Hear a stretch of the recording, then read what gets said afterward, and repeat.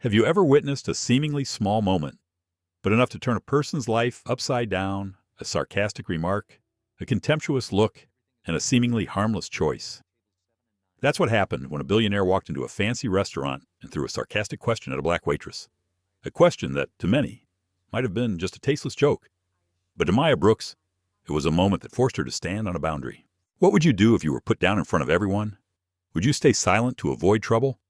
Or would you speak the truth that the whole world thinks you are not qualified enough to understand? If you put yourself in that position, what would you choose? Have you ever experienced being judged because of your past, skin color, or background? Have you ever been asked questions that made you choke because you knew you deserved more than what they saw? And if you only had one chance to stand up, would you dare to take it? Dare to respond with all the things you have learned throughout your life? This story is not just about hubris.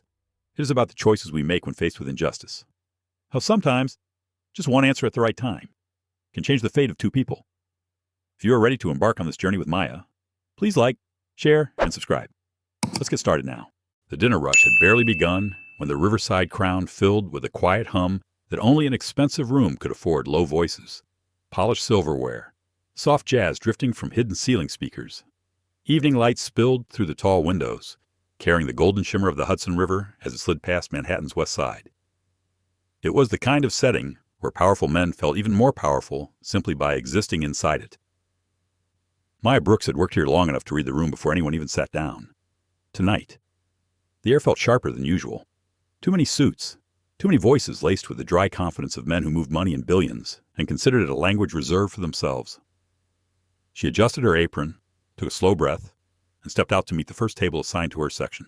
It didn't take long for her to recognize the center of gravity in the group, Elliot Graves, the billionaire hedge fund mogul whose name appeared often in business headlines, usually accompanied by words like ruthless or decisive. Rumor had it he could move the market with a single phone call. Some said he enjoyed doing so, as if shifting the fate of thousands with a sentence was entertainment. He barely noticed her when she approached. "Good evening, gentlemen," Maya said softly. "May I start you with sparkling?" Or still no one replied. They were too busy discussing a tech acquisition worth more money than she'd earned in a lifetime. Maya waited, patient, calm. She had seen this kind of table before. At 47, Elliot had the posture of a man who filled rooms with his ego long before his body walked in. Even sitting down, he looked as though the world should rearrange itself to accommodate him. Finally, he glanced up. "Water's fine," he muttered, then smirked at the others. "Unless you've got investment advice to go with it."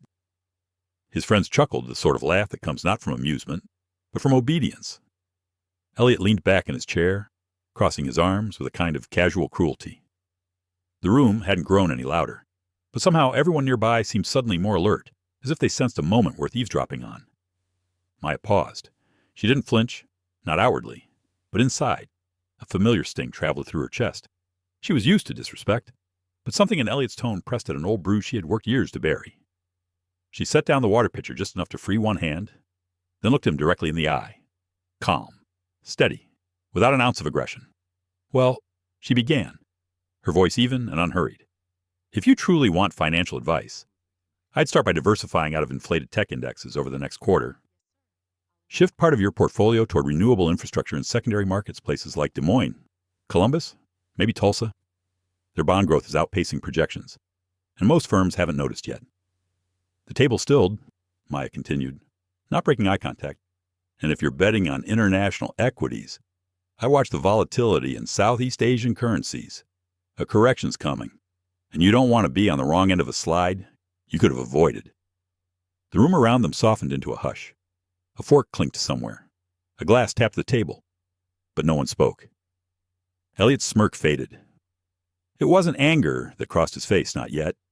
It was confusion, a kind of stunned disbelief, as though the universe had stuttered and misplaced his sense of superiority. What did you just say?" he asked, leaning forward now, elbows on the table.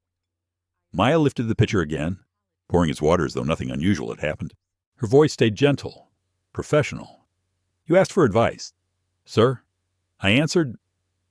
Elliot blinked at her, and there was a flicker in his eyes, something sharp and assessing, like a man recalibrating a threat he didn't know existed 5 seconds earlier. His companions exchanged looks. A few forced laughs rose, brittle and uncertain. One man muttered something about luck. Another shrugged, pretending he hadn't been impressed. But the damage was done. For the first time in a long time, someone had spoken to Elliot Graves without fear. And worse, she had spoken with authority. Maya finished pouring water around the table, collected an empty glass, and stepped away. She didn't rush. She didn't shrink. She simply moved with the quiet dignity she had held on to long before she ever walked into this restaurant. Yet under her calm surface, her thoughts tangled like threads in a storm. Why did I say that? Why now? Why him? She had promised herself she would keep her head down, hide, recover, survive. They didn't know her here. They didn't know what she had once been, and she had intended to keep it that way. But something about Elliot's tone had cracked through her restraint. It was the tone she had heard from too many powerful men in the past. Men who dismissed her before learning her name. Men who ruined lives without losing sleep. Men who believed the world worked solely for them. As she retreated toward the service station, she felt her hands tremble just a little. Not from fear, but from memory. It wasn't the first time someone like Elliot had looked at her and seen only what they wanted to see. Behind her, at the table, Elliot watched her walk away. Not with amusement, not with mockery, but with something colder, something calculating. Slowly, he turned to his colleagues and said, barely above a whisper, "Find out who she is." The men around him shifted uneasily. Even they could feel something about this moment had changed their evening in ways none of them yet understood. As Maya stepped behind a column, taking in a quiet, shaky breath, she felt the weight of unseen eyes on her back. She straightened her posture, clasped her hands, and forced herself back into her rhythm. Customers to serve, tables to clear, a shift to finish. Life had taught her discipline the hard way. She wasn't about to lose control now, but she felt it. Somewhere deep in her chest, an old story she had tried to bury was beginning to wake up. She just didn't know yet that Elliot Graves was about to drag her past into the light whether she wanted it or not. The hum of the restaurant deepened as the evening moved forward. Maya stepped into the narrow staff corridor behind the bar, letting the soft glow of the wall sconces wash over her. For a moment she allowed herself a pause, just long enough for her breath to steady, her heartbeat to settle from the unexpected confrontation that had just unfolded. She leaned against the countertop, eyes closing briefly. Her hands felt warm from carrying plates, from steadying the pitcher, from holding more emotions in than she ever allowed to spill. It was astonishing how a single comment could pull her back toward parts of herself she thought she had packed away forever. Yet it always came from the same kind of man. Confident, entitled, careless with power. A familiar voice stirred her from thought. "Long night already. You disappeared faster than I could check on you." It was Laura Chen, the shift manager, younger than Maya by a decade, but observant in ways people her age rarely were. Her tone carried concern more than authority. Maya opened her eyes and offered a small smile. "Just needed a second. Table 7 is a little energetic tonight," Laura scoffed softly. "Energetic is one word for it. That's Graves. Right. The billionaire guy who practically owns half of Wall Street." Maya nodded. The mention of his name still pressed something tight in her chest. Laura continued, "Don't let him get under your skin. I've seen him treat people here like scenery, kitchen staff, host, the wine director, everyone. You handled him better than most." The compliment drifted into the air, settling somewhere between them like a quiet offering. Maya appreciated the sentiment, but she had spent years learning not to absorb praise too deeply. When life had already torn pieces of you apart once, humility became a form of armor. She pushed off the counter gently. "I'm fine. Really?" Laura nodded, though she didn't look entirely convinced. Still. She stepped aside as Maya moved back toward the dining floor. The riverside crown shimmered under the amber lights. Plates clinked softly. Wine breathed inside crystal glasses. Maya walked through it with practiced composure. She took orders from neighboring tables, smiled politely, answered questions about cuts of steak and wine pairings. She moved with the grace of someone who had learned to appear steady even when the ground beneath her shifted. Yet every so often she felt it again. A gaze, heavy, sharp, following her with the patience of a hunter studying a creature it had underestimated. Elliot Graves. She avoided looking directly at him, but in her peripheral vision she saw how often his head tilted in her direction, how his fingers drummed against his glass, how he shifted, restless, as if the earlier moment gnawed at him like a riddle he had never encountered. During a lull, she passed by his table to refill water. Elliot glanced up instantly. "There you are. I was starting to think you were avoiding us." His voice was casual, but but something beneath it pounded with intent. His companions looked uncomfortable again, unsure whether they were witnessing entertainment or the beginning of something sharper. Maya kept her posture steady, just taking care of other guests. "Sir, is there something you need?" Elliot leaned forward slightly. His eyes studied her with the focus of a man trying to dissect a puzzle piece by piece. "Yes, actually. I was curious about your comment earlier. Most waitstaff don't have opinions on Southeast Asian currency volatility." Maya lifted the pitcher, pouring his water with a steady hand. "People read more than you think." It was simple, calm, honest. But Elliot's expression flickered in a way that suggested he wasn't satisfied. "Where did you learn all that?" he pressed. "You sound like a financial analyst pretending to carry trays." A soft hum rose in Maya's ears. She reminded herself to breathe, to keep her shoulders relaxed. She had learned long ago that people like him saw discomfort as weakness. She refused to give him the satisfaction. "I learned by observing and listening. That's all." He tilted his head, unconvinced. "Interesting. Because I know analysts, and you don't talk like someone who picked this stuff up on the side." Maya set the pitcher down. "Is there anything else I can get for your table?" "Sir." Her question came gently, but it pulled a thin line in the air. A limit, a boundary. Elliot opened his mouth, then closed it again, as though weighing the cost of pushing further. "Not for now," he finally said. She nodded, stepped away, and let out the smallest quiet breath she had been holding. As she moved across the dining room again, something shifted inside her, a quiet stirring that she had not felt in years. It was not fear, not exactly. It was something more subtle, a warning from the past that she had learned never to ignore, because she had seen this behavior before, many times. The curiosity, the persistence, the way powerful men leaned in when they sensed something they did not fully control. She slipped into the kitchen entrance, letting the steam from the pans wash across her skin. The clang of metal and the soft hiss of oil grounded her in the present. Carlos, the sous chef, handed her a plated salmon. "Table 10. Watch your hands. Plate's hot." "Thank you." "Carlos." He glanced at her longer than usual. "Something wrong. You look tense." "Just a busy evening," she answered, but her mind whispered the truth she would never say aloud. Busy wasn't the problem. Busy was normal. Busy was safety. The problem was attention. Unwanted attention who had nearly destroyed her once. As she walked back to the dining floor, she felt a stirring of anxiety. She swallowed it. She had promised herself that this job was temporary, a resting place, a quiet corner while she rebuilt her life away from the noise and danger of her past. But fate had a way of circling back to old wounds. She delivered plates, refilled glasses, cleared dishes. Her rhythm returned, yet every few minutes she felt the same cold edge, the feeling of being watched, not with mockery anymore, but with curiosity sharpened into something more dangerous. At one point, she passed close enough to hear Elliot speaking to one of his colleagues. "She's hiding something. No one talks like that unless they know the field. Find out who she is. I want details by tomorrow." Her steps caught for just a fraction of a moment. She didn't turn. She didn't breathe differently. But the words landed inside her chest with the weight of a stone thrown into still water. She finished her shift as the night deepened. When the last table left, she hung her apron in the back room, fingers lingering on the fabric as if it carried the strain of the whole evening. On the subway ride home, she sat by the window, watching the blurred lights slide across the glass. Her reflection stared back at her. Tired, quiet, strong in ways no one in that restaurant would ever understand. She wondered how long the peace she had built would last now, how much attention Elliot Graves would give to uncovering her past, how much trouble curiosity like his had caused her before. She pressed a hand over her stomach, grounding herself.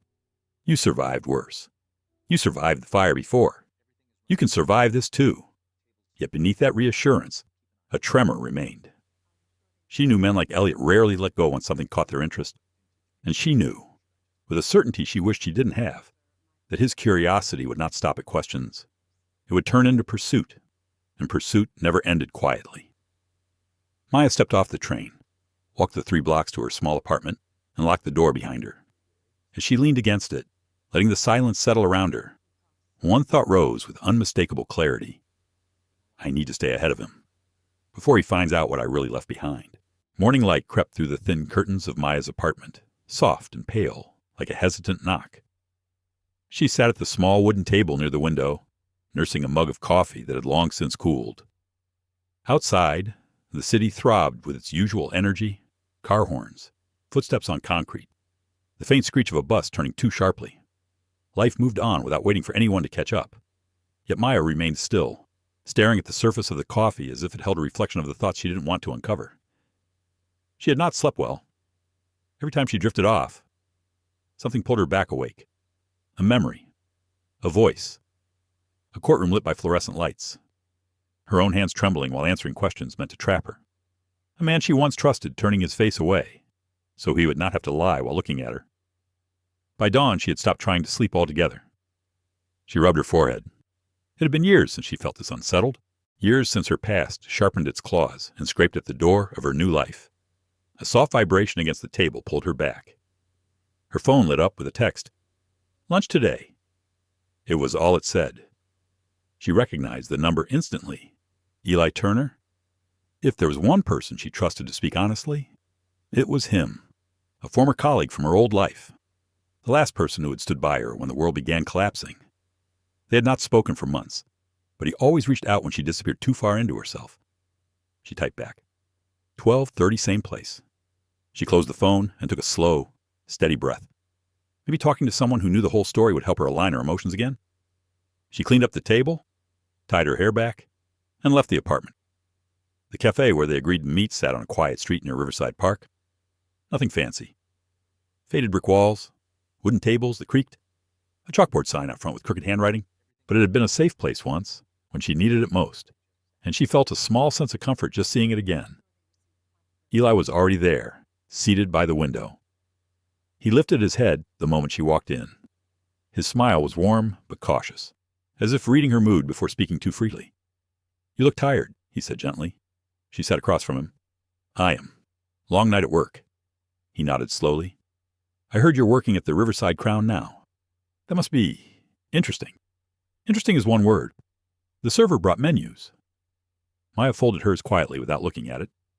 Eli studied her face with the same careful attention she once admired during their long nights of analytical work. "What happened?" "Maya." She hesitated, not because she did not trust him, but because saying the truth aloud made it heavier somehow.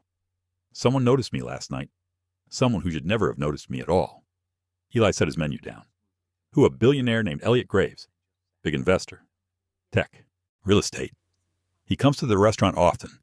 He asked a question. I answered." Eli raised a brow. "Answered in what way?" "Like my old self." He leaned back slightly, letting out a thoughtful sigh. "And now he is curious. Very." A moment of silence passed between them. Thick, heavy. "You know what happens when men like that get curious," Eli said quietly. "I know." He watched her for a long moment before speaking again. "You have been building a quiet life, a peaceful one. But peace is fragile when someone with power starts looking in places they should not." Maya fidgeted with the edge of her napkin. "I thought I could stay invisible. I was careful." Eli gave a soft, sympathetic smile. "You are careful, always. But you are also intelligent. And intelligence draws attention whether you want it or not." Another memory pressed into her mind. A conference room, a team leaning over her data models, her supervisor standing too close, studying her algorithms with the hunger of a man who would later steal everything she built. She forced the memory away. "I do not want another storm." "Eli," she murmured, "I barely survived the last one." He nodded. "And you will survive this one too. But you cannot face it alone." She lifted her gaze. His eyes were steady, kind, wary, a reminder that he had seen the darkest corners of what she lived through. He continued, "The thing about powerful men is that they are predictable.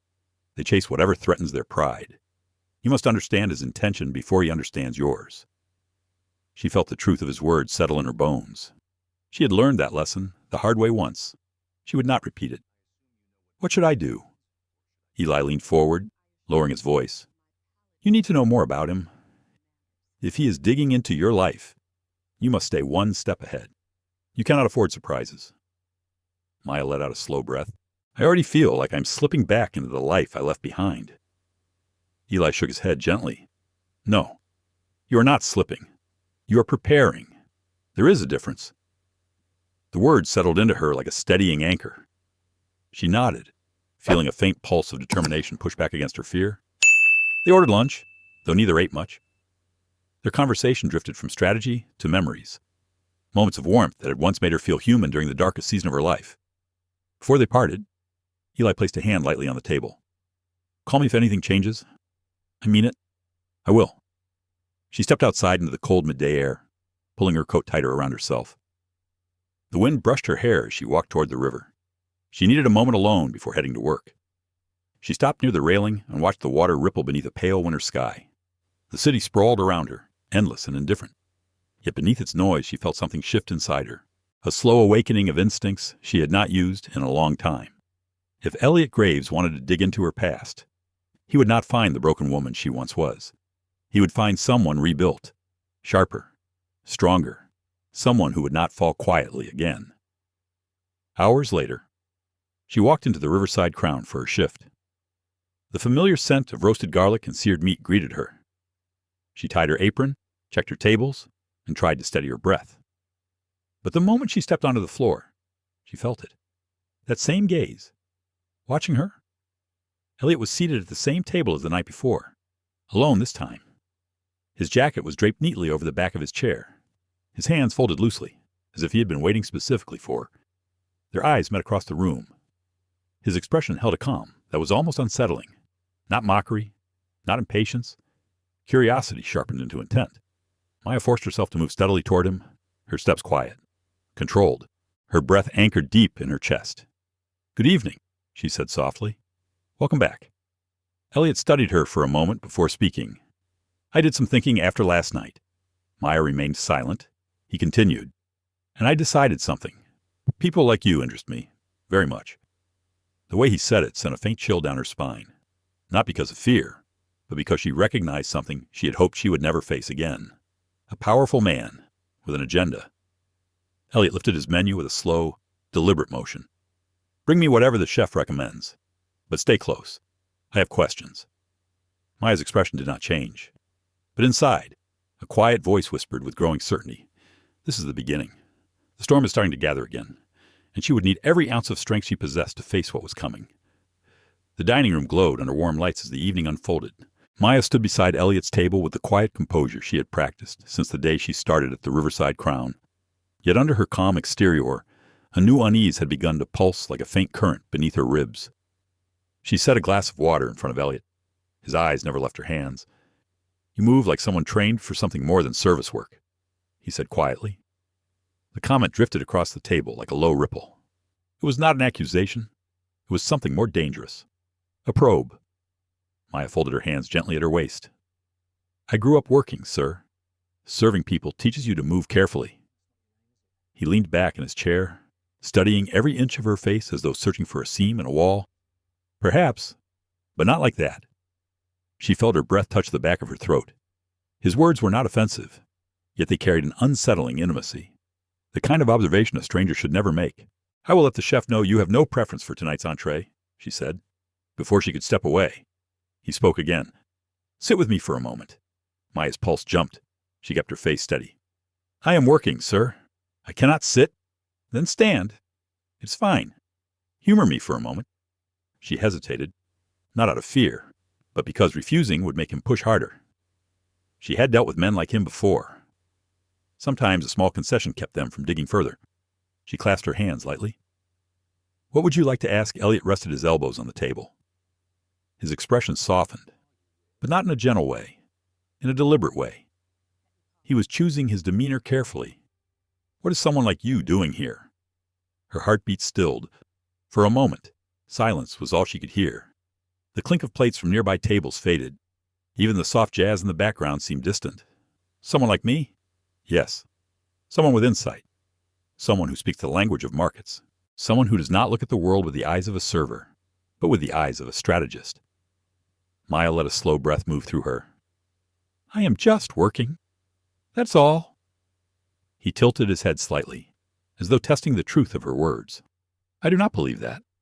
She tapped the edge of the table lightly.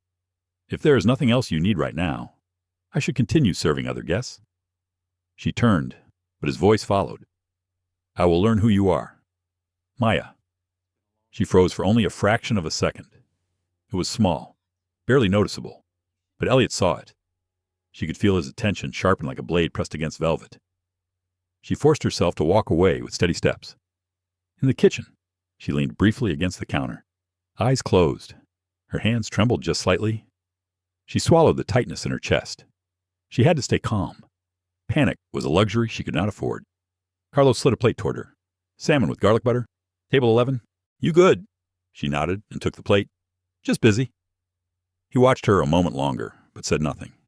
He knew she spoke very little about her personal life. Tonight was no different. The rest of the shift passed slowly, each minute weighed down by the feeling of being watched. Elliot rarely spoke again, but every time she stepped within 10 feet of him, she felt the intensity of his gaze settle on her like a hand pressing gently against her back. When he finally stood to leave, he approached her at the service station. She straightened instantly, every muscle on quiet alert. Thank you for taking care of my table, he said. You are welcome, sir. His eyes lingered on her name tag. Maya Brooks, he murmured. It suits you. Strong but composed. She nodded once, carefully. Good night, sir. Good night, he replied. But the way he said it left her with the unsettling feeling that this was not a farewell. It was a beginning. He left the restaurant, and the moment the doors closed behind him, Maya felt her lungs finally expand. She finished her shift in a quiet blur and walked out into the cold night air. Her phone buzzed as she stepped onto the sidewalk. A message from Eli. Did everything go smoothly? She typed back. He came back. Eli called her immediately. Tell me what happened. Maya walked a few steps toward the corner, searching for a quiet space away from the crowd. He is watching me. Closely. He asked questions I did not want to answer. Did you give him anything? He asked sharply. Of course not. She stood at the bus stop, her breath forming pale clouds in the air. Eli exhaled on the other end. Maya, listen. This is not good. Graves is known for being obsessive, not publicly, but inside the industry. If something intrigues him, he does not let go. She closed her eyes for a moment. I know. You need to be very careful. If he starts digging, he will reach places you do not want touched. That thought passed through her like a cold wind. I have been careful for years. I can do it again. Eli hesitated. Just remember you are not alone this time. She lowered her voice. Feels like I am. You are not, he repeated. Call me if anything changes. She hung up and boarded the bus as the doors hissed shut. The ride home hummed with the usual clatter, but she barely heard it. Her thoughts spiraled back through time. She remembered the first time a powerful man questioned her identity, the way her supervisor used to smile at her while quietly dismantling her credibility. The phone calls she answered that were later twisted into accusations. The investigation that spiraled out of her control, the fear in her mother's voice when reporters camped outside their home, and she had rebuilt her life from those ashes. Carefully, quietly, through discipline and humility. She could not let anyone pull her back into that fire. When she reached her apartment, she locked the door behind her and leaned against it. The silence wrapped around her like a thin blanket. She set her bag down and sat on the floor, letting her back rest against the wall. Something inside her whispered a truth she wished she could ignore. He will not stop. Her past pressed at the edge of her thoughts, impatient and familiar. She did not want to face it. But the world rarely gave people like her the luxury of choosing when to confront old wounds. She touched her fingertips to her forehead, letting out a slow, shivering breath. I cannot run again. She stood, walked to the small table near the window, and switched on her old laptop. The screen flickered to life. If Elliot Graves wanted answers, he would not be the only one searching. She opened a browser window. Her fingers hovered above the keyboard. Time to learn who he really is. She whispered the words as though speaking them aloud would fortify her resolve. If a storm was coming, she would face it prepared. She began typing. Slowly at first, then faster. It had begun. Night settled outside Maya's window like a heavy blanket, dulling the noise of the city until only a distant hum remained. The glow from her laptop cast a pale light across her face as she sat hunched over the small wooden table. Her fingers hovered over the keyboard, yet she hesitated before entering the final search term. She had spent years avoiding curiosity, her own and everyone else's. Curiosity had once cost her everything, but tonight, curiosity was no longer a choice. It was protection. She inhaled slowly, feeling the air stretch tight across her chest. Then she typed the name, Elliot Graves. Search results appeared immediately. Headlines, interviews, profiles of his rise from a small investment firm to a multi-billion-dollar empire. She clicked through article after article, scanning each one. His public image was polished, a visionary, a strategist, a bold risk-taker who rebuilt failing companies into industry giants. But she knew better than anyone that power never rose without shadows. She clicked deeper, diving into older press releases and archived articles. One headline caught her eye: regulatory audit requested for Graves Capital. After anonymous tip, her pulse slowed. She clicked the link. The article described an inquiry from 3 years earlier. Investors had expressed concerns about unusual trading patterns. Nothing had come of it. The case was closed due to lack of evidence. Still, the language was familiar. Too familiar. She leaned back in her chair, letting the thoughts sink into her bones. She had seen patterns like this before, in boardrooms, in data logs, in whispers behind closed doors. This man was not clean. Her laptop buzzed with a soft notification, a message from Eli. Any progress, she typed back. Some, not enough. His reply came almost immediately. Do not dig too deep tonight. Your mind needs rest. She stared at his message, her fingers pausing above the keys. Rest had become a foreign concept, but she closed the laptop anyway. She had to be conscious tomorrow, focused, calm. She stood and crossed the room to the small kitchenette, pouring herself a glass of water. Outside her window, the city lights blinked like scattered embers. She rested one hand on the counter and closed her eyes. All she wanted was a simple life, a quiet job, a place where she could rebuild without fear of being recognized. She had tried so hard to distance herself from the world she once inhabited, yet somehow, that world had found her again. She whispered softly to herself, "You cannot let him control the narrative." Her voice wavered, but the resolve beneath it remained firm. She sat on the edge of her bed, letting the night wrap around her. The room was dim except for the faint orange glow from the street lamp outside. She looked down at her hands, hands that once typed reports for the largest firms in New York, hands that once held documents that could alter markets, hands that had trembled when false accusations dragged her through the mud. She clasped them tightly. You survived once. You will survive again. She lay down eventually, though sleep came slowly. When it finally arrived, it was thin and restless. Her dreams came in fragments. A conference room bathed in cold fluorescent light. A stack of files. A supervisor placing a hand on her shoulder, whispering that things would be fine. Then the subpoena. The accusations. The betrayal that hollowed her chest. She woke before dawn, breath shallow, sweat gathering along her hairline. The memories clung to her for a long time as she sat on the edge of her bed. She rubbed her temple gently before rising. Another shift awaited. She walked to the restaurant as the sun began to rise, painting the sky with streaks of pink and pale gold. The crisp morning air brushed against her skin, bringing her a small comfort she desperately needed. When she reached the Riverside Crown, the building's exterior gleamed under the early light. She stepped inside, tied her apron, and began preparing her section. Napkins folded, glasses polished, chairs aligned. The simplicity of routine steadied her pulse. As the first guests arrived, she slipped into the rhythm of service. Smile, pour water, offer recommendations, clear plates. Each action carried her a little further from the storm swirling at the edges of her life. But peace never lasted long. Around 7 o'clock, Laura approached with a hesitant expression. Table 8 requested you specifically. The gentleman said your service was exceptional last night. A quiet dread edged into Maya's stomach. Is it him? Laura nodded slowly. He asked for you by name. Maya closed her eyes for a moment, centering herself. I will go. She walked toward table 8 with measured steps, each one deliberate. Elliot Graves sat alone, wearing a dark suit that matched the tone of his expression. A soft smile curved his mouth. Good evening, Maya. Her voice remained gentle. How can I assist you tonight? He gestured toward the empty chair across from him. Sit. She kept her hands clasped. I cannot sit while working. Then stand. That's fine. His insistence carried the quiet authority of a man accustomed to obedience. She held her ground. What would you like to order? Sir. He ignored the question. I want to talk to you.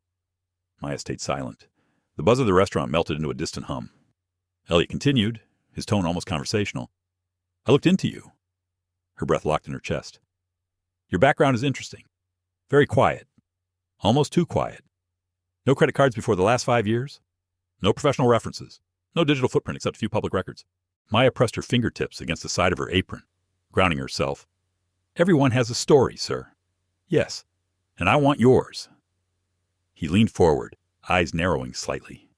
You remind me of someone who is trying very hard to disappear. The sentence pierced her like a needle. She swallowed gently. Your entree will come out shortly. She turned. Do not walk away from me, he said calmly. She continued walking, refusing to let his words root her to the floor. When she reached the service station, her breath shook free from her throat. Carlos glanced at her with concern, but she held up a hand, signaling that she was fine. She was not fine. She was breaking. Quietly. Invisibly. During the rest of her shift, she avoided going near table 8 whenever possible. Laura eventually took over serving him.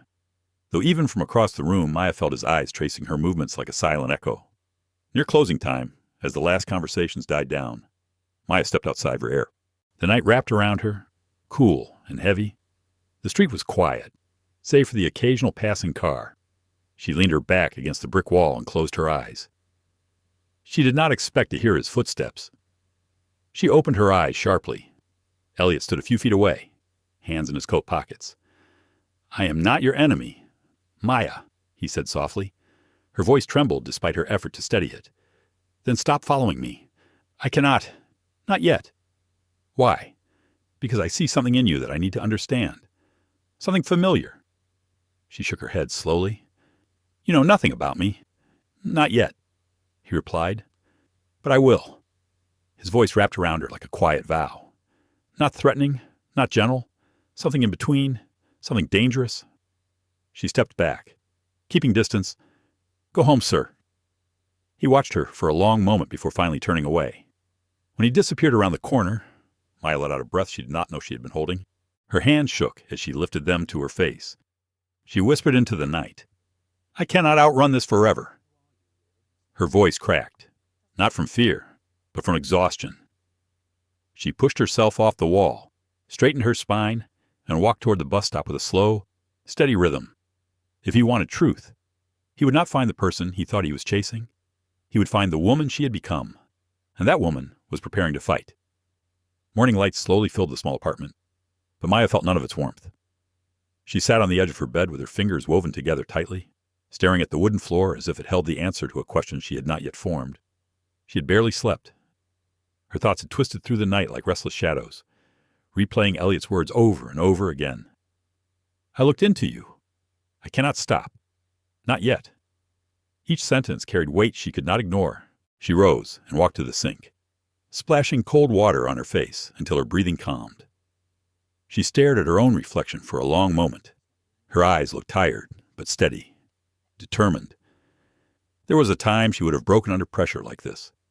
But that was another life, another version of herself. She whispered softly to the reflection, You have survived worse. After dressing for her shift, she stepped outside and felt the cold air tap against her cheeks. The walk to the bus stop was quiet, her footsteps slow but deliberate. As she waited for the bus, she watched the city stretch into the morning, people moving with purpose, unaware of the storm building inside her. When she arrived at the Riverside Crown, her coworkers greeted her with the usual morning warmth. She responded gently, grateful for the normalcy, yet her thoughts remained tense beneath the surface. Inside the staff room, she changed into her apron and exhaled deeply. She hoped today would be different. Maybe Elliot would not come. Maybe he would lose interest. Maybe she could breathe again. But hope was fragile. At the start of lunch service, Laura approached her with an unreadable expression. He is back, she said quietly. Maya paused. Which table 5? Her stomach sank. Table 5 was in the center of the dining room, a place where he could see everything and everyone, Laura added softly. I can take his table if you want. Maya met her eyes. Kindness radiated from Laura's expression. For a moment, Maya wanted to accept the offer, to hide behind someone else's presence just to catch her breath. But she knew hiding would not protect her. Not from someone like Elliot Graves. It is fine, Maya said gently. I will take care of it. Laura squeezed her arm before stepping back. Maya inhaled slowly and walked toward the center of the dining room. Elliot sat with an air of practiced relaxation, one hand loosely wrapped around a glass of water. When he saw her, a faint smile touched his lips. Not warm, not cold, simply certain. Good afternoon, Maya. She kept her voice even. What can I get for you today, sir? He looked up at her as though studying a rare artifact. Sit for a moment. I cannot sit while working, she replied softly. Then stand. That will do. A familiar tension tightened her shoulders. She clasped her hands lightly. Your order, please. He rested his elbows on the table, expression shifting from polite to something deeper. I want information. About you. Her pulse flickered, but her face remained calm. I'm not here to share my personal life. Elliot leaned forward slightly. Everyone has a story. You hide yours too well. She kept her breathing steady. Is there anything you would like from the menu? Sir, instead of answering. He studied her silently. That silence stretched between them, heavy and deliberate. Maya held her ground. Finally, he spoke. You remind me of someone I once trusted, someone who disappeared when things became difficult. Her chest constricted, but she kept her posture still. You see ghosts in places they do not exist. She replied, Maybe, or maybe I see truth that others overlook. She stepped back half a pace. I will give you a few minutes to decide on your order. When she turned, he said quietly, Do you always run from conversations you do not want to face? His words landed with a quiet, cutting accuracy, the kind that touched parts of her she thought she had locked away. She did not turn back. I do not run, she said gently. I protect myself. She walked away before she could see his reaction. As she reached the service station, Ethan, one of the newer servers, approached her. You okay? You look pale. She offered a small smile. Just tired. Long week. He nodded and rushed off to another table. Maya leaned slightly against the counter, letting a long, slow breath escape her lungs. The restaurant buzzed around her, filled with the clatter of dishes and soft conversation, but it felt distant, as if she were behind glass. Her shift stretched on. She served other tables with her usual grace, though she felt Elliot's gaze following her the entire time. She avoided meeting it. She needed space to think. Hours later, when the lunch crowd thinned, she approached Elliot's table again. He had finished eating, but he had not moved to leave. Would you like dessert or coffee? Sir, neither. But I would like your time. Her voice remained steady. My time belongs to my work. He tilted his head slowly. You really believe keeping a distance will protect you? Yes, she said softly. Elliot's eyes softened just slightly. I am not here to hurt you. She met his gaze. Her voice was quiet but firm. You do not have to hurt someone to change their life in ways they cannot recover from. A brief silence settled between them. Elliot looked at her as though seeing something new in her expression. You speak like someone who knows what loss feels like, he murmured. She stepped back. I will bring your check. He called her name as she turned. Maya. I will learn the truth, eventually. You do not need to fear me. She paused. The words were meant to reassure, but they trembled with the opposite energy. She understood that men like Elliot believed sincerity and persistence were the same thing. They never grasped how suffocating their attention could feel. She said nothing and walked away. When the shift finally ended, Maya grabbed her coat and stepped outside. The air was cool, brushing her skin like a reminder that she was still present in the world, still grounded, still capable of making choices. She walked toward the bus stop slowly, her thoughts heavy. The sky above was painted with soft streaks of blue and gold as the sun began to sink toward the horizon. A sense of frustration simmered in her chest. Not fear, not yet. Frustration that this man saw her as a puzzle instead of a person. Frustration that he believed her silence was an invitation to dig deeper. She had known people like him in her past, people who felt entitled to the truth of others but never offered their own. Her phone buzzed. A message from Eli. Checking in. Everything okay? She typed back. No. He called immediately. What happened? She lowered her voice. He is pushing harder. Eli. He wants answers. He is not going to stop. Eli exhaled sharply on the other end. Maya, listen to me. You cannot let him corner you. If he digs up your past, the wrong people will follow. I know, she whispered. Go home. Lock your doors. I will call you later tonight. We need a plan. She hung up and boarded the bus, her steps heavier than they had been in months. As the bus pulled away, she watched the city blur past the window. She could no longer pretend this was temporary. Elliot Graves was not just a curious man.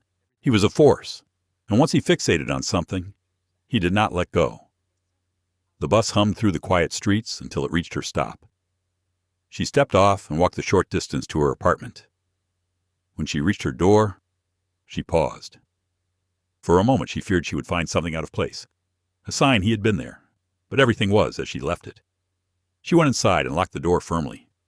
Then she sat on the floor, leaning against the wall. Her breathing was slow, heavy, rhythmic. Tonight she would speak to Eli. Tonight she would decide her next step. And tonight she would draw a line she refused to let anyone cross again, no matter who he was, no matter how much power he carried. Night wrapped itself around the city like a thick curtain by the time Maya finally pulled herself from the floor.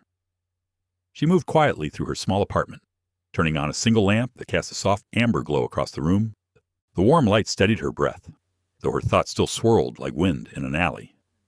She changed into a loose sweater, ran her fingers through her hair, then sat at the small table near the window where she could see the distant shimmer of streetlights.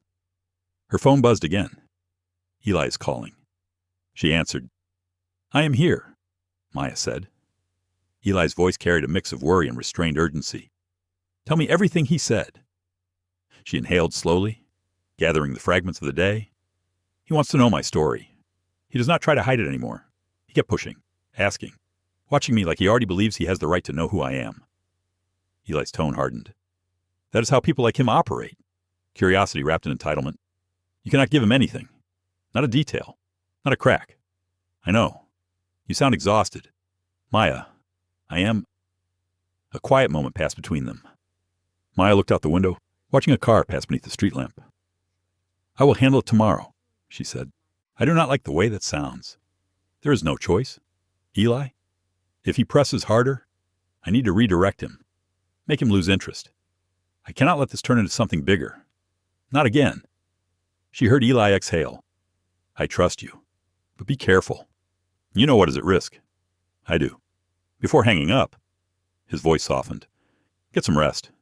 You think clearly when you are rested." After the call ended, Maya sat still for a long time. Rest sounded like a distant luxury. Her thoughts drifted back to Elliot's gaze in the restaurant, unwavering and full of something she could not yet name. It unsettled her because she recognized it.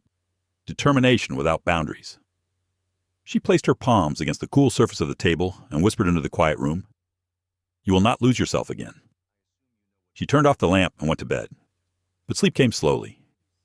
When morning arrived, she felt both tired and strangely sharper, as if her exhaustion had sharpened her instincts instead of dulling them. She moved through her routine with steady movements, forcing her breath to stay slow. Outside, the crisp morning air pressed gently against her skin. The bus ride to work was quiet. She watched the city roll past in a blur of muted colors, her mind already preparing for the day ahead. Inside the Riverside Crown, the usual morning chatter filled the air, comforting and predictable. The kitchen clattered with the sound of pans and rushing water.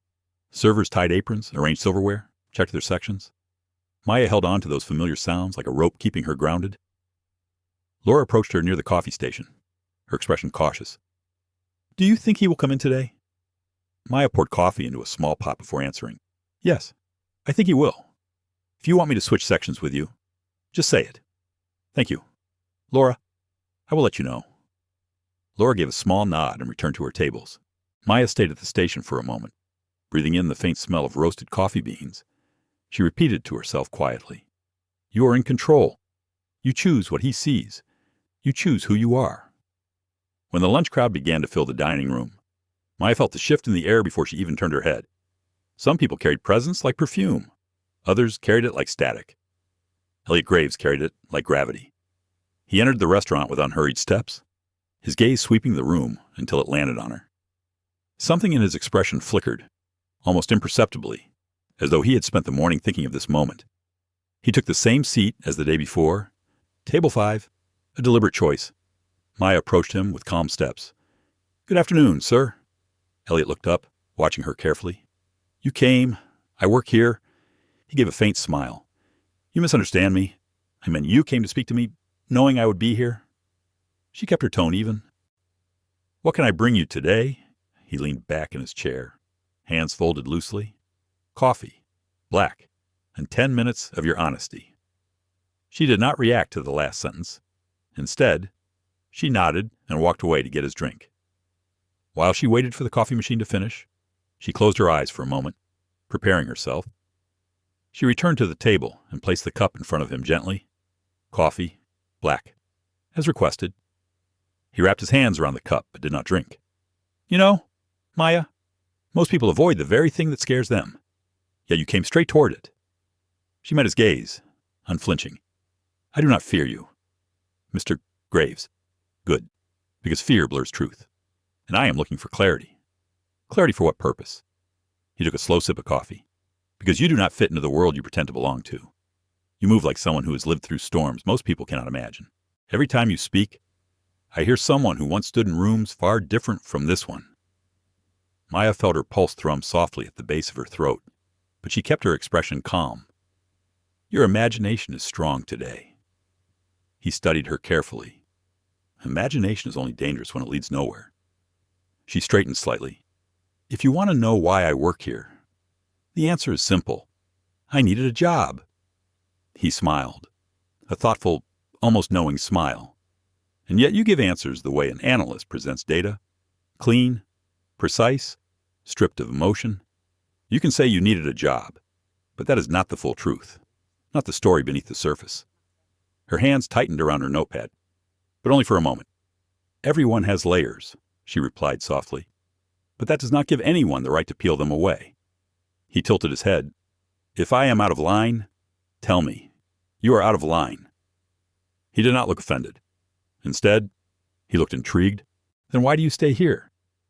Maya, why not ask someone else to take this table? Because running from a conversation is still running. Her words surprised him. He sat back, considering them. So you stay because you want control. She answered gently. I stay because I choose where I stand. Their eyes held for a long moment before she stepped back. I will check on my other tables. As she turned away, she heard him say softly, almost as if speaking to himself, there is something about you I cannot place. She did not respond and moved through the dining room, serving other guests with practiced warmth and focus. But her mind stayed taut, stretched thin like a wire. She could feel the weight of Elliot's gaze, not aggressive, but persistent in a way that frayed the edges of her patience. Hours passed, and the lunch rush faded. Only a few tables remained. Elliot still sat at his making notes on a small pad he carried. When Maya approached with the check, he looked up slowly. You are very careful with your words. Maya, careful words are a form of safety. He tapped the table lightly. What are you protecting? Her answer was quiet. My peace. Elliot's expression softened in a way she had not seen before. I do not want to take your peace from you. Peace is not something you can take, she replied, but you can disturb it without meaning to. A short silence followed. He nodded. I hear you. It was the first time he sounded anything close to sincere understanding. She placed the check on the table. I will take this when you are ready. As she walked back to the service station, her hands trembled slightly. Not from fear, from the pressure of holding too many truths inside her chest. Laura approached her quietly. Do you want me to walk you home tonight? Maya shook her head gently. I will be fine. But she could feel something shifting, the air around her, the path ahead of her. Elliot was getting closer to a truth he did not understand, and she could not let him reach it, not without consequence. When her shift ended, Maya stepped outside. The sky was still bright, but the wind had changed.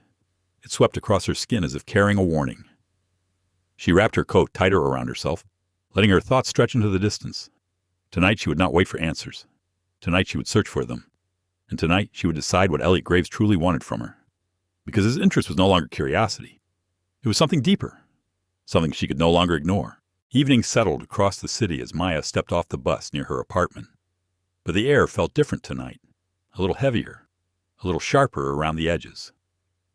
She walked slowly, letting her eyes scan the familiar lines of the street. Nothing seemed out of place. Yet a faint tension pressed against her thoughts, a quiet instinct that something had shifted. Inside the apartment, she placed her bag on the tiny kitchen table and stood for a moment in the stillness. The day had been long, but it was not fatigue that weighed on her.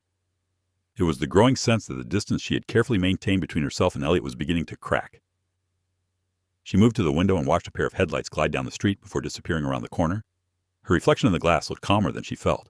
The silence felt too deep, like the pause between lightning and thunder. Her phone buzzed. A text from Eli. I finished what you asked. Call me when you're ready. Maya dialed immediately.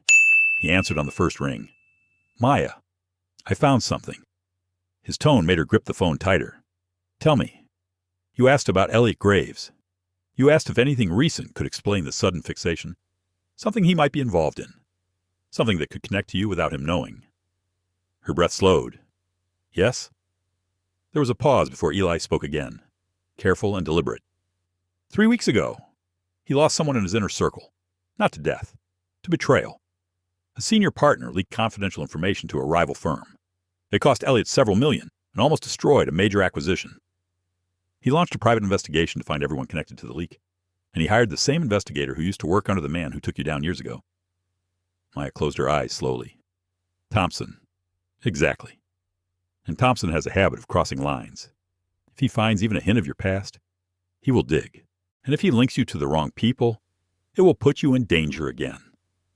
Maya lowered herself into the chair, heart beating in a quiet, deliberate pulse. So Elliot is not just curious. He is wounded, suspicious. Eli continued. He suspects everyone who does not fit neatly into a box. And you, Maya, do not fit into any of his boxes.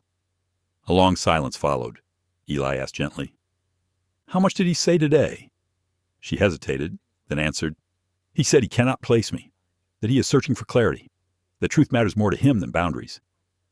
Eli let out a slow breath. That sounds like a man who thinks the world owes him answers. Yes, she whispered. Be very careful. He does not see the danger of what he is doing. People like him rarely do until it is too late. I understand. Before hanging up, Eli added softly, Call me if anything feels wrong. Anything at all. I will. After the call ended, Maya remained seated, her fingers lightly tracing the edge of the table. The news settled inside her with unnerving clarity. Elliot was not simply curious about who she was. He was in the middle of a hunt, searching for threats, and her calm refusal to give him answers only sharpened his attention. She stood and poured a glass of water, letting the coolness soothe her for a moment. She looked again at the faint reflection in the window. You cannot let him drag your past into the present.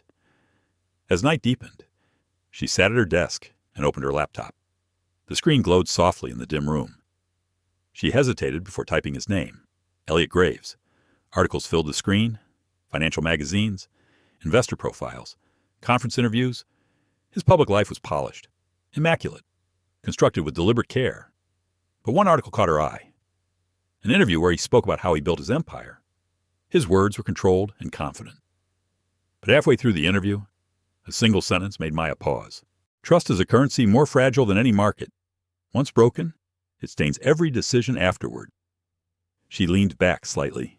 She understood now why his gaze felt so intense, why he clung to his curiosity like a compass. A man who had been betrayed would look at everything as potential threat. And someone like her, someone who walked with caution, who guarded her words, would trigger every instinct he had. But he did not know the truth. He did not know that his search for answers was drifting dangerously close to a world he could not understand or manage. Her phone buzzed again, a message from an unknown number. It read, You hide too much. Let me help you trust. Maya felt her chest tighten. It was him.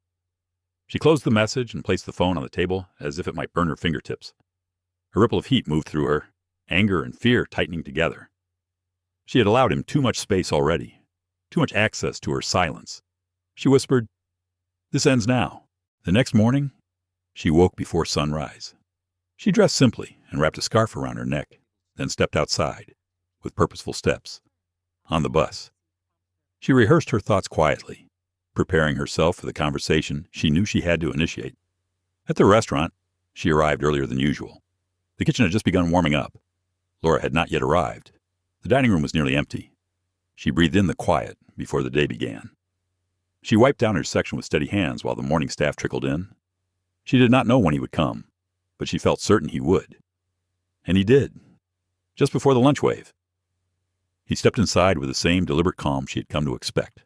But today, his expression held something else, a searching tension, a quiet urgency. He walked straight to table 5. Maya approached him before he could sit. Mr. Graves, we need to talk before I take your order. His eyebrows lifted slightly. You are initiating the conversation today. Yes. He waited, watching her with patient curiosity. She chose each word with care. Your attention is becoming disruptive. You are crossing lines you do not see and asking questions you do not understand. He leaned forward slightly. I only want the truth. The truth is my own, and you do not have permission to pursue it. Elliot considered this, his gaze narrowing with thought. Why does my interest unsettle you so much? Because interest is not harmless when it becomes intrusion. He opened his mouth to respond, but she continued before he could. You lost someone's trust recently. I can see it in the way you look at people. You search for betrayal because you expect to find it. His expression flickered with surprise.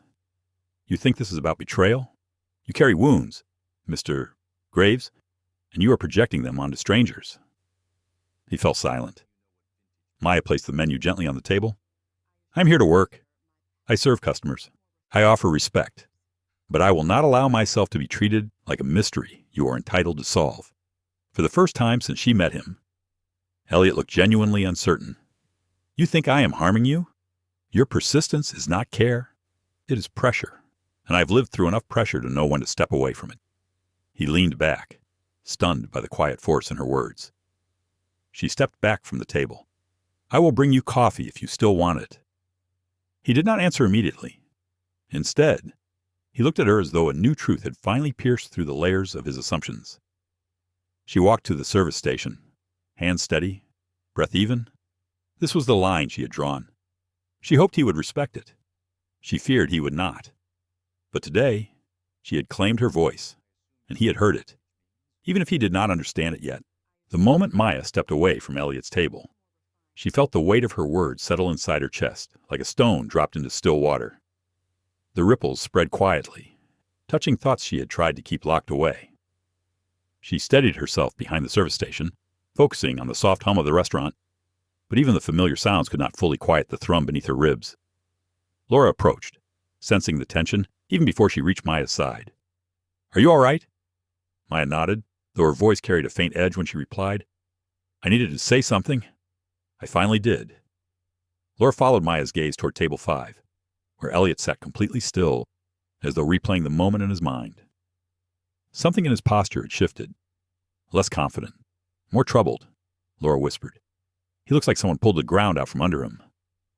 Maya lowered her eyes. Maybe that is what he needed. Service picked up again, and Maya moved between tables with practiced ease, though each step was colored by a subtle tension. Every time she turned, she felt the possibility of his gaze following her, but when she glanced back at table 5, she saw him seated quietly, absorbed in thoughts he did not seem able to escape. It surprised her. She had expected irritation, confrontation, pushback, but his stillness felt heavier than anger, almost vulnerable. It unsettled her more than she wished to admit. When she finally approached with his coffee, she placed the cup gently on the table. He looked up, and for the first time, she saw uncertainty in his expression. Thank you, he said softly. She nodded and stepped away, before he could say more. She needed space. She needed to remember why this mattered. Hours passed, and the lunch crowd faded. Late afternoon sunlight spilled across the dining room, warm and golden. Maya collected empty plates, wiped down surfaces, and dipped briefly into the staff room to refill her apron pockets. When she returned, Elliot was standing near the windows, staring out at the city with an expression carved from quiet turmoil. He turned when he heard her steps. Maya. His voice was calm, but there was something fragile underneath. She stopped at a respectful distance. Yes, Mr. Graves. He hesitated, his jaw tightening before he spoke. I owe you an apology. Maya blinked, taken off guard. For what exactly he swallowed. For assuming that my interest was innocent. For believing I had the right to question you the way I did. For pushing boundaries I did not even realize I was crossing. Maya waited, letting him continue. He looked down at his hands for a moment, as though searching for words that felt foreign to him. I have not been myself lately. Someone I trusted betrayed me, and it has changed how I look at everything. Maybe too much. Maybe I lost perspective. And maybe I mistook your quiet nature for something suspicious, when it was simply yours. She studied him carefully. His sincerity was unexpected, a softness she had not anticipated. She spoke gently. I understand what betrayal does to a person. But that does not excuse hurting others while trying to fill the space where trust used to be. He nodded slowly. You are right. A long, thoughtful silence stretched between them. Then he lifted his gaze to hers. Will you allow me a chance to correct my behavior? The question surprised her, not because of the request itself, but because of the humility in his tone. She considered him for a long moment. I do not need correction from you, Mr. Graves. I only need space and respect. He breathed out a slow exhale. Then I will give you both. She nodded once, then stepped away to attend to the last few tasks before her shift ended. She did not look back again. She needed the distance she had demanded. But as she gathered her belongings a short while later, Laura approached her again. Something happened. I could feel it from across the room. Did he finally listen? Maya offered a tired smile. He apologized. I did not expect that. Laura let out a breath of relief. Maybe now things will calm down. Maybe. As Maya left the restaurant, she glanced once through the window. Elliot remained seated at the same table, not moving, not writing, simply staring out to the fading light as though unsure how to stand up from his own thoughts. The evening air wrapped around her like a cool blanket. She walked toward the bus stop feeling lighter, but still cautious. Apologies could be sincere, but they could also be fragile things, easily undone. When she arrived home, she saw a message from Eli waiting on her phone. How did it go? She responded. He apologized. Eli replied seconds later. Do you believe him? Maya leaned against her kitchen counter as she typed back. I believe he meant it, but meaning something and maintaining it are different things. Eli's next message appeared almost immediately. He is not someone who gives up easily. Maya, apology or not, stay alert. I will. After the conversation, she sat on the edge of her bed and closed her eyes. A warm breeze drifted through the open window, carrying with it a faint city scent of pavement and early summer. She tried to let her thoughts settle, but something inside her remained restless. She whispered into the quiet room, I need to know what he wants before this goes further. Sleep came slowly that night. Her dreams drifted in and out of focus. A hallway with no doors, a city hidden beneath fog. A voice calling her name from somewhere she could not turn toward. When she opened her eyes, morning light spilled across her room like gentle water. A new day. Another chance to steady her ground. Another chance to face whatever waited. She rose, showered, and dressed with quiet purpose. The bus ride felt calmer today, though her heart held a cautious rhythm. At the restaurant, the staff greeted her with warm smiles. She felt grateful for the familiarity they offered. During the lunch rush, Maya moved gracefully through her section. She felt balanced for the first time in days, focused, present, until the door opened again. Elliot walked in, but today, something was different. He did not head to table 5. He did not search for her with his eyes. He walked to a different section entirely and waited patiently for another server. He did not even glance her way. Maya froze for a moment in surprise. She had not expected this. Part of her felt relief. Another part felt something she did not want to name, a kind of uneasy hollowness she did not understand. She returned to her tables, pushing the sensation aside. Hours passed. Elliot remained in the other section, eating quietly, saying little. He paid, thanked the server, then left without looking back. When the door closed behind him, Maya exhaled slowly. Laura approached her with lifted eyebrows. Well, that was unexpected. Yes, Maya said softly. Do you think he is done with the whole obsession? Maya paused, her expression thoughtful. No, not done, but he is rethinking things. Laura nodded. Maybe that is a good thing.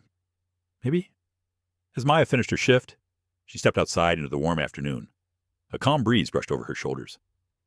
She walked toward the bus stop, letting the quiet settle inside her. But halfway down the block, she stopped. Someone was watching her. She felt it like a gentle pull in the air. Not threatening, not aggressive, simply aware. She turned slightly. Across the street, under the shadow of a tall street lamp, stood a man she did not recognize. He was half hidden, his face obscured by the angle, but his posture suggested intention. Not coincidence, not curiosity, purpose. Her breath tightened. This was not Elliot, and that meant something else was beginning. She whispered under her breath, "It has started again." And she knew, deep within her bones, that whatever came next would not be simple. Maya stood completely still. The air around her felt strangely suspended. as if the city itself had paused to listen. Across the street, the unknown man remained half-cloaked under the tall street lamp. He did not move. He did not turn away. His presence felt deliberate, calculated, almost rehearsed. A quiet pulse of instinct tightened through her chest. This was not a random passerby. Maya took in every detail she could from the distance. His build was lean but strong, his stance steady, his clothing plain but chosen with intention. Something about the way he held his shoulders felt familiar, though she could not place it. She forced her breath to slow. Do not react with fear. Do not let him see what he provokes.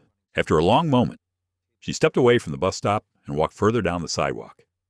Her steps were unhurried, her posture controlled. She did not look back. Not yet. When she reached the next corner, she paused at the crosswalk. Only then did she glance over her shoulder. The man was gone. The space beneath the street lamp stood empty, as though he had never been there at all. A faint tremor moved through her, but she steadied herself with a slow exhale.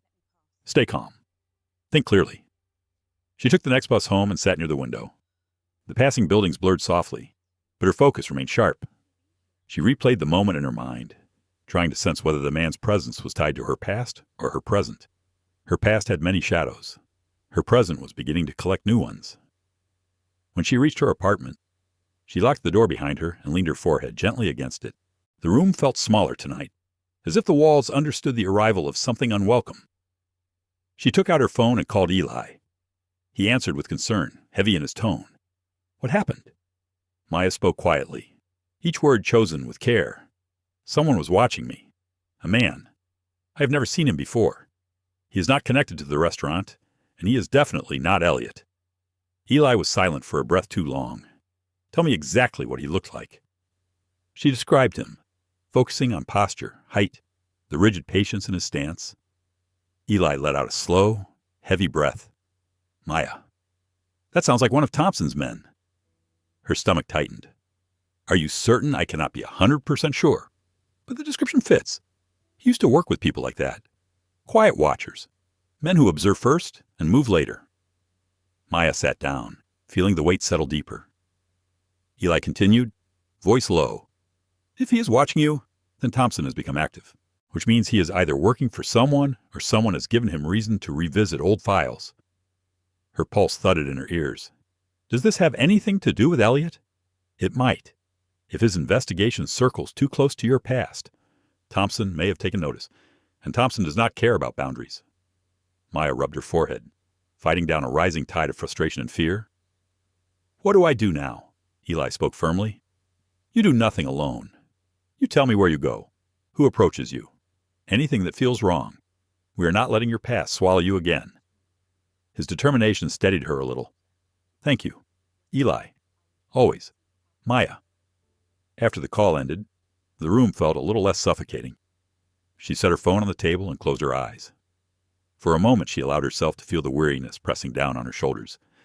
She whispered into the dim air, You survived worse. You will survive this. The night crept forward slowly, and she finally drifted into an uneasy sleep. The next morning, she woke with a lingering heaviness, but also a quiet resolve. Whatever waited outside, she would face it with the same strength that had carried her through the darkest years of her life. At the restaurant, Maya arrived early again. She needed the quiet time before customers flooded in. The air inside felt warm and familiar, grounding her. She polished the cutlery, arranged the tables, and tried to calm the storm inside her chest. Laura arrived a short while later and stopped mid-stride when she saw Maya's expression. Something happened. I can see it on your face. Maya breathed slowly before replying. Someone followed me yesterday. Or watched me. I'm not sure which. He vanished before I could get a better look. Laura's eyes widened. Did you tell anyone, just Eli? I do not want to cause panic until I know what is happening. Laura hesitated, then touched Maya's arm gently. You are not alone in this. Just tell me if you need anything. Maya nodded, grateful for her friend's quiet loyalty. The day unfolded with its usual rhythm. Customers arrived, orders stacked up, dishes clattered softly in the background. But beneath it all, there was an undercurrent of watchfulness in Maya's movements. Every time the restaurant door opened, she felt a small catch in her breath. Around midday, the door swung open again. Elliot stepped inside. He carried a different energy today. His posture was composed, but his eyes held a restless alertness. He scanned the room, saw that she was busy with another table, and quietly chose a seat in the section across from hers again. He did not approach her. He did not call her name. He waited. When Maya finished delivering food to her table, she walked slowly toward him. Her expression was neutral, her breath steady. "Mr. Graves, is everything all right?" He met her gaze with a seriousness she had rarely seen from him. "May I ask you something? Something important?" She hesitated but nodded. "Go ahead." He leaned forward slightly, lowering his voice. "Yesterday, when you left, did something happen outside? You looked startled before you got on the bus." Her pulse quickened. "You were watching me." He shook his head quickly. "No. I was leaving the parking lot. I saw you pause at the bus stop. I saw you turn. The expression on your face seemed unsettled." Maya exhaled slowly, absorbing his sincerity. There was no intrusion in his tone, only concern. She eyes him carefully. "Someone was watching me, a man I do not recognize." Elliot straightened, tension moving across his features like a shadow. "Describe him." Maya hesitated. "Why? Because if someone is watching you, it might not be random. And if it is connected to what I am dealing with, then you need to know. And I need to know." His gaze was firm, earnest, free of the earlier arrogance that had once irritated her. She quietly described the man. As she spoke, Elliot's expression changed. A slow, controlled shift. Something dark, something cold flickered through his eyes. Not toward her, toward whoever had been watching. He finally whispered, "That sounds like someone who used to work under the investigator I hired." Maya froze. The name hovered unspoken between them. "Thompson." Elliot looked down at his hands, anger tightening his jaw. "I did not authorize anyone to follow you. I gave strict limits about who they could investigate, but Thompson never cared about limits." Maya felt a shiver run through her spine. "So your problems might have reached me." He looked up, meeting her gaze with a gravity she had not expected. "And that is exactly what I feared." A long silence fell. Maya stepped back slightly, her voice quiet but steady. "I can handle myself. I have done it before." Elliot shook his head. "You should not have to handle this alone." He stood, his expression calm but resolute. "Tell me if he appears again. I will deal with it." She watched him quietly. Her thoughts conflicted. She did not want to rely on him, but she also knew that a man like Thompson, once engaged, did not let go easily. Elliot gave a small nod. "I'm not walking away from this." Then he turned and left, moving with purposeful steps. Laura approached moments later, whispering harshly. "What did he say?" Maya stared at the door Elliot had just passed through. "Something I was not prepared to hear." Laura's voice softened. "Are you all right?" Maya hesitated, then answered honestly, "I do not know." She looked out the window, eyes lingering on the street beyond. "Because now I'm not sure if the danger comes from my past or from his." The rest of the afternoon passed in a blur.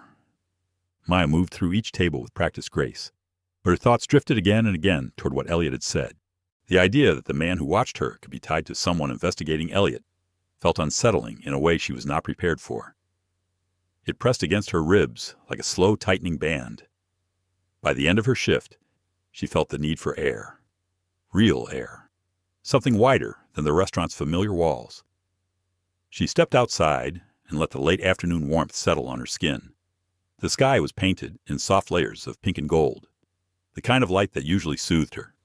But today it brought little comfort. Laura followed her out. "You looked like your mind left the room at least 3 times today," she said quietly. Maya offered a faint smile. "It has been a long week." Laura waited, giving her space to speak if she wanted to. When Maya stayed silent, Laura nodded gently. "Just remember, you have people on your side. Whatever is happening, you are not carrying it alone." "Thank you," Maya said, and she meant it. She walked to the bus stop with measured steps. She checked her surroundings without making it obvious. No lingering figures, no shadowed silhouettes under street lamps. The street felt normal again, as if last night's encounter belonged to another world entirely. But she did not relax. Instinct never fully slept. When she arrived home, she locked the door behind her and placed her bag on the table. Instead of sitting, She paced quietly across the small living room. Each step grounded her, helping her sort through the growing tangle of thoughts. She stopped by the window, watching the slow crawl of the city beyond the glass. She knew she needed clarity. She knew she had to anchor her mind before fear made choices for her. Her phone buzzed. A message from Eli. Any sign of him today? No, she typed. But things are getting complicated. Eli called her immediately. His voice flooded through the line with controlled worry. Tell me everything. She recounted the conversation with Elliot, his concern, his admission, his unexpected claim that Thompson might be involved. Eli listened in tense silence, then answered with a steady voice. That confirms my fear. Thompson never acts alone. If one of his men showed up, it means someone pointed him in your direction. And the timing is too close to be coincidence. Maya pressed a hand to her forehead. So Elliot's investigation is now overlapping with mine. Yes. And that is dangerous for both of you. Maya lowered her voice. Do you think Elliot knows how far this could go? No. Men like him think information is a game until the consequences arrive. Thompson is not someone he can control with money or influence. She sank into the couch.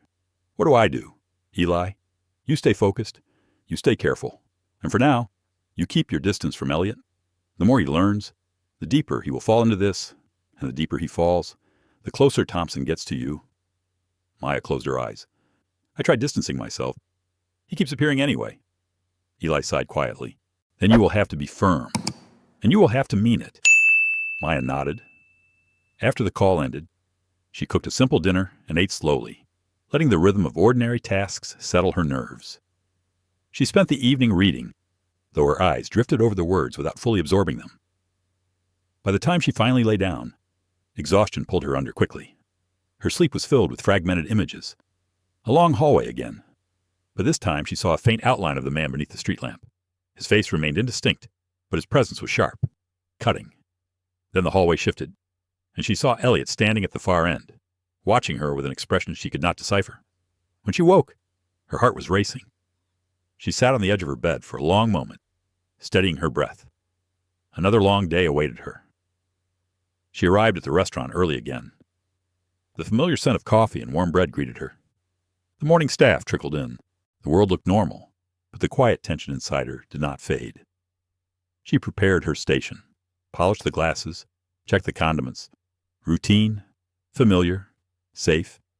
At midday, the restaurant filled. Maya served customers with the calm efficiency she was known for. When she turned from one table, she saw Elliot standing just inside the entrance. Their eyes met. He did not walk toward her. Instead, he hesitated as if unsure whether he should stay. That single moment revealed something she had not expected from him. Restraint. He approached slowly, stopping a few steps away. May I speak with you for a moment? Maya nodded, maintaining a steady expression. Only for a moment. They stepped aside near the large window. Sunlight spilled softly between them. Elliot spoke first. I know what I said yesterday may have overwhelmed you. It did not overwhelm me. It simply confirmed that things are more complicated than either of us expected. His shoulders dropped slightly, as if he had been bracing for anger. I want you to know that I meant what I said. I did not intend for you to be dragged into anything. If anyone is watching you, then that is my responsibility to address. Maya's voice turned firm. This is not your responsibility. My past is not your burden. Your past is not what I am trying to uncover anymore. She studied him, waiting for more. Elliot exhaled slowly. I looked into Thompson last night. I discovered that he has taken liberties I never approved. And I ended the contract. Maya's breath caught. You fired him. Yes. And I informed his entire network that any interaction with my business or personal affairs is terminated permanently. Maya felt a mixture of relief and worry. Relief because a door had been shut.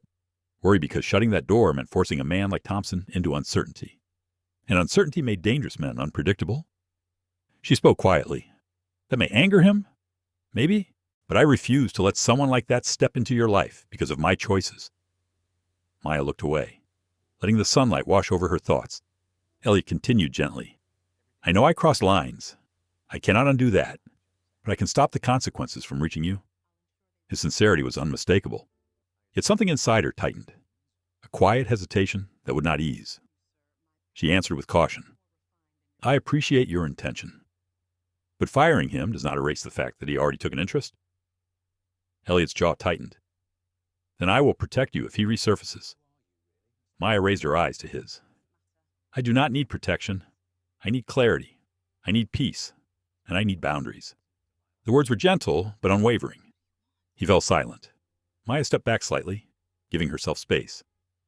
You and I come from different worlds, Elliot, and you do not understand the forces at play in mine. This is not something money fixes. It is not something power overcomes. He nodded slowly, absorbing the weight of her words. I hear you, Maya. She folded her hands in front of her. For now, the best thing you can do is keep your distance. Let things settle. Let me breathe. If you want to help me, give me that space. He pressed his lips together, struggling between desire and responsibility. Finally, he whispered, If space is what you need, then I will respect it. He stepped back, one step, then another. Before leaving, he offered one final look, not pleading, not demanding, simply human. Then he walked out of the restaurant. Maya stood still, feeling an ache she had not expected.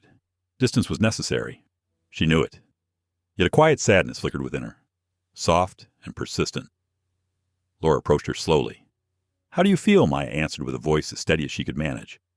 Like I made the right choice, and like the right choice sometimes hurts. The rest of the day passed quietly. Customers came and left. Sunlight shifted across the tables. The evening settled like a soft blanket. But as Maya prepared to head home, she felt something shift in the air, a gentle prickle along the back of her neck. She turned toward the window. Across the street, under the early evening light, stood the same man from before. No shadows to hide him this time. No street lamp to obscure his face. His presence was unmistakable. And this time, he did not vanish. He watched her with the patience of someone who had all the time in the world. Maya's breath caught. This was no longer coincidence. This was no longer assumption. This was a threat taking shape. She whispered to herself, It has begun. And she stepped forward, fully aware that the next days would test everything she thought she had already survived. Maya stood still for a few seconds, feeling the ground tilt beneath her feet. The man across the street was in no hurry. His posture was casual, as if he was used to observing people from a distance and made no effort to hide it. His eyes were hard to read from that distance, but the way he held her gaze was enough to make her feel her skin turn cold. Laura came from behind, her voice low and gentle. Maya, what's wrong? Maya did not reply immediately. She did not want to cause panic or create any misunderstandings. When she turned back, her face was calmer, as if what she had just seen was just a fleeting image. I must be a little tired. Nothing, she replied. Laura nodded slightly, though her eyes still held a glimmer of concern. I'll stay until you get back. No need. I can go home by myself. Laura put her hand on her shoulder. Maya, don't act strong when you know you're nervous, but if you want to go alone, I'll respect that. Maya smiled slightly, grateful for the understanding more than words could express. Thank you. As she walked out of the restaurant, Maya did not look directly at the man. She walked steadily, trying not to appear defensive. As she crossed the street, she sensed his presence clearly, like a thickening of the air, but she did not look back. Only when she turned the corner did she glance over her shoulder. He disappeared. No footsteps, no cars starting, no one following. That silence was more terrifying than presence. Back at her apartment, she locked the door and leaned against it, letting her breath hitch. Part of her wanted to call Eli right away, to hear a familiar voice to reassure her. But another part wanted to keep the silence long enough to think clearly. She made a cup of hot tea, sat at the small kitchen table, and watched the steam rise. In the steam, memories of the past surfaced. The day she was called to the director's office that year. The day she was accused. The day she understood that the career she had built for so long could collapse because of someone trying to cover up his own mistakes. That feeling of helplessness, that feeling of being pushed to the edge, returned like a ghost that never left. She placed her hands on the table, her palms trembling slightly. No, she told herself. I've been through worse than this. I won't let fear guide me any more. When the phone rang, Maya had a good idea who was calling. It's Elliot. She considered for a few seconds before picking up. His voice came over the line, low and restrained. Maya, I know you want distance, but I need to check that you're safe. I'm fine, she replied, trying to keep her voice even. He kept his word. I saw that. There was a pause. Elliot seemed to be choosing his words. I can't change what Thompson already knows, but I've talked to someone who knows how he operates. If he comes near you again, I need to know. Maya leaned back in her chair, her gaze distant. You don't have to worry about me like that. I'm worried not because I think you're weak, Elliot said. I'm worried because there are people who know no limits, and because a part of me wants to make up for what I did. Maya didn't respond right away. His words made her heart clench, not because of the emotion, but because of the truth revealed in them. She had hoped he would be indifferent so that it would be easier to keep his distance. But Elliot was changing, not quickly, not dramatically, just quietly, like someone learning for the first time to see the world without the prism of status. Finally, Maya said slowly, keeping distance doesn't mean cutting things off. It's just, I need time to breathe, Elliot replied in a low, respectful voice. Then I will wait. When the call ended, Maya felt her mind calm down, but the worry still hung there, like a thin string swaying in the wind. That night, she slept lightly. A slight noise in the hallway made her open her eyes once. The wind blowing through the window woke her again. Her body responded to every sound, like a hunted animal waiting for footsteps behind her. The next morning, she woke with dark circles under her eyes, but her spirits were higher. Fear could weaken, but it could also sane. And Maya had lived long enough on both sides of the emotional curve to know where she landed. When she arrived at the restaurant, she was surprised to see Elliot standing a few steps away from the door. He didn't enter, just stood there waiting. She paused, saying nothing. Elliot kept his distance as she requested. I just wanted to give you this, he said, his voice barely audible. He held out a small, compact black phone. Not your average smartphone. This is a secure communication device. No tracking, no data copying. If there is an emergency, you just press the button on the side and I will receive the signal. Maya looked at the phone in his hand. No fanfare. No long explanation. Just a protective gesture, not a coercive one. She took it, without a word of thanks, but her eyes softened, and Elliot understood that in words. I won't bother you anymore, he said, stepping back. Stay safe. Maya. As he left, Maya held the phone in her hand longer than she intended. Her thoughts drifted slowly. There was no denying that Elliot was becoming an inescapable part of the chaos. The day passed quietly. Maya worked harder to avoid thinking too deeply. But as the evening wore on, something happened that left her standing in the middle of the small kitchen. The back door of the restaurant was ajar. Someone had forgotten to lock it. She went to close it when she heard the light click of shoes on the cement outside. Not an intentional noise. The footsteps of someone used to moving in silence. She held her breath for a few beats. A figure stood less than 2 steps from the door. The only difference was that this time, he wasn't just standing there looking at her. His voice was low, as if he were used to speaking in dark rooms. Ms. Brooks. It's hard to get a hold of her when she's always on the lookout for anything. Maya kept her voice calm. Who are you? He stepped into the light coming from the kitchen. The face was clear, cold, emotionless, a kind of emptiness that made people shiver. My name is not important, but you know who sent me. Maya did not back down. If you represent Thompson, speak up. He smiled a very small smile, without any warmth. I don't represent anyone. I just came to see if Thompson's suspicions were true. What he suspected, that she was more than just a maid, that she had caused Elliot Graves to act strangely, that she had something someone like Thompson wanted to know. Maya kept her hands close to her body so as not to reveal her tension. I have nothing. The man tilted his head to look at her. The problem is everyone says that before I check. Maya summoned all her remaining composure. If you think you can threaten me here, you haven't looked far enough. He smiled more lightly. No, I don't need to threaten. I just need to make sure you understand one thing. Thompson doesn't like surprises, and Elliot Graves has provided too many of them in just a few days. Maya looked him straight in the eye. What do you want from me? He replied in a voice without changing tone. I want to see what you do next. Then he stepped back, disappearing into the darkness outside the back door, as if he had never been there. Maya stood still, her heart tightening and relaxing. She knew one thing for sure. The game was no longer in Elliot's hands, and this time, Thompson had officially entered her circle. There's no room for retreat. The back door had long since closed, but the chill the man left behind still lingered in the air. Maya stood still for a moment, letting the truth sink in. There was no doubt about it. The game had taken another step forward, and this time, the one who initiated it was neither Elliot nor her. "It's Thompson."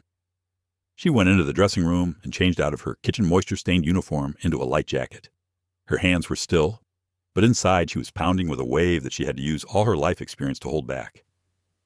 As she walked out of the restaurant, she looked back toward the back door one last time.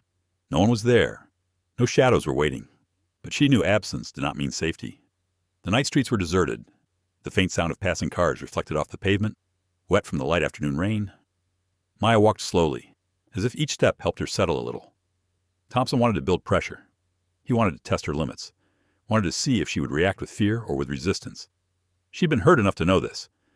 When someone like Thompson wanted to watch, he was preparing for the next step, and it wasn't usually a gentle one. When she got home, she put her bag down and looked around the small apartment. She turned on all the lights, not because she was afraid of the dark, but because she wanted to look straight at the truth that lay beneath. No running away, no avoiding. She poured herself a glass of water and sat down on the sofa. The man at the back door had said something to her, that Thompson didn't like surprises, that Elliot was planning them, that he wanted to see what she would do. Maya put down her glass. He wasn't threatening. He wasn't aggressive. He just planted a question in her mind and let it grow, a familiar trick of those who had made her suffer in the past. The phone vibrated. It was a text from Elliot. "Just checking. Are you home safe?" She looked at the words, hesitated for a few seconds, then answered, "Yes, I am home." He texted back almost immediately. "If anything feels wrong, anything at all, you call me. I will come." Something about the words made her feel weak. Not weakness, but the strange realization that Elliot might be at the center of this confrontation, despite her efforts to keep him away.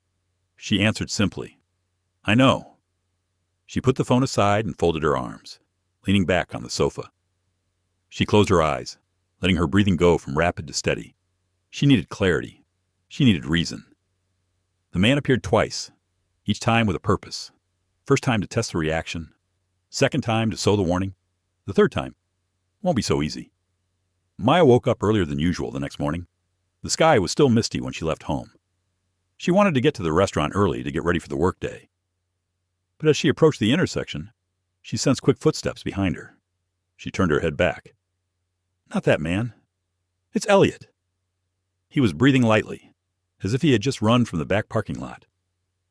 "I'm sorry," he said when he caught up with her. "I know you want some distance, but I saw a stranger standing near your apartment building when I passed by last night." Maya's heart clenched slightly, but her voice remained calm. "Can you see clearly? Not enough to identify, but it feels wrong. And if I'm right, he wasn't just watching her at work." Maya looked down at the road. A shiver ran down her spine, but she didn't want Elliot caught up in this mess. You don't need to come here," Maya said. "I can handle it. I know you're strong, but that guy doesn't look like the type to back down, and I can't stand by when I'm the reason he's interested in you." Maya was silent. There was a knot of uncertainty in the silence. She didn't want help, but she couldn't deny the vague fear that spread like ripples on the surface of the water. She spoke softly, her voice softer than usual. "Elliot, I don't want to see anyone dragged into this. Not you. Not any innocent people." He looked at her, his eyes serious, but not imposing. There are things she doesn't need to do alone. She turned and walked on. Elliot didn't come closer, just kept his distance behind, like a shadow that didn't put pressure. The restaurant was open. The morning was normal. But Maya worked with vigilance. Every door opening made her turn her head. Every customer entering made her take a moment to assess. The other staff didn't notice the change, but Laura did. During lunch break, Laura pulled Maya to a corner of the kitchen. "I'm on edge." "What's going on?" Maya opened her mouth to say something simple to comfort her, but then she realized she had hidden too much, or had been silent for too long. She could no longer continue to pretend to be absolutely strong. "Sister Laura, someone is following me." Laura was silent for a few seconds. Then she put her hand on Maya's arm and squeezed it gently. "Is it serious?" Maya nodded. "I think it is possible." Laura took a slow breath, then spoke in the voice of someone who had been through more than one might think. "So you can't be alone. Not at work. Not after work. I'll be with you when needed." Maya felt a layer of emotion rising in her chest, a warm feeling mixed with pain.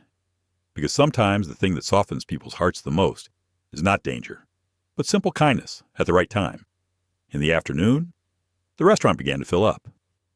Elliot kept his promise to keep his distance and did not show up once.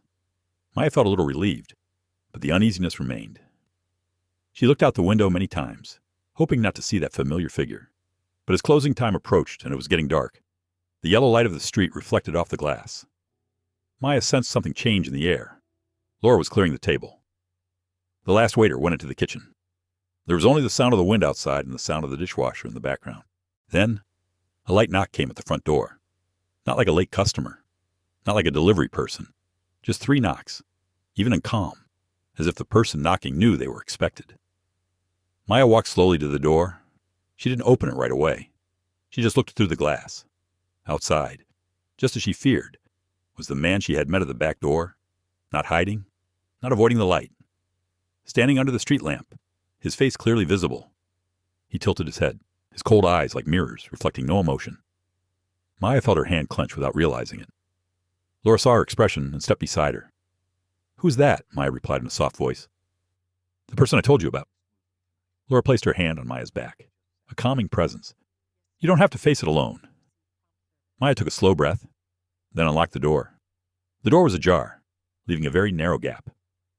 The man looked at Maya and then glanced inside. "I came to finish what I left unsaid the other day," he said, his voice low and unchanging. "You've drawn more attention to yourself than you should have." Maya kept her eyes calm, but deep down a struggle was brewing.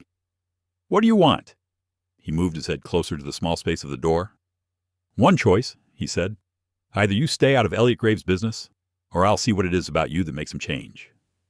Laura took a half step forward, her voice sharp. "You're making threats here. And this restaurant has cameras. I'm calling the police." The man glanced at Laura, his expression unchanged. "I'm not threatening. I'm just informing." Maya took a deep breath. She understood the message.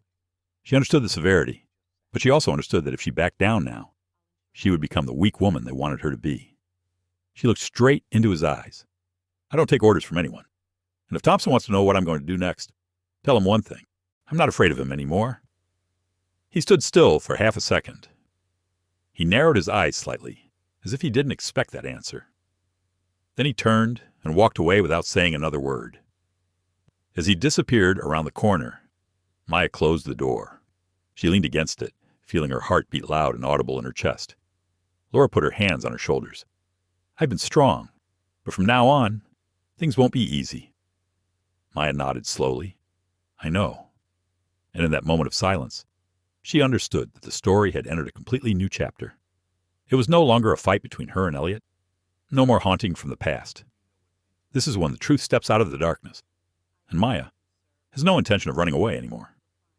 Maya Brooks's journey is more than just the overthrow of a powerful person.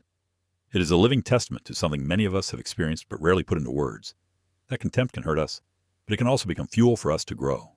That every human being, regardless of their background or past, has value that no one has the right to deny. And sometimes, it is the moments when we are pushed against the wall that help us see our own strength most clearly. The story reminds us, never let the eyes or judgments of others define your path. This world will always have people who like to look down on the weak. But there will always be people like Maya who dare to stand up, not by shouting, but by calmness, wisdom, and quiet pride, no matter what age you are or what you are facing in life. I hope this story reminds you of one thing. True strength has never been in power or money. Well, it has been in how we overcome pain, how we keep our hearts from breaking, and how we choose to become better versions of ourselves each day. Thank you for taking the time to read the story. If you feel this story touches you in any way, please like, share, and subscribe to the channel to support us to continue bringing more meaningful content.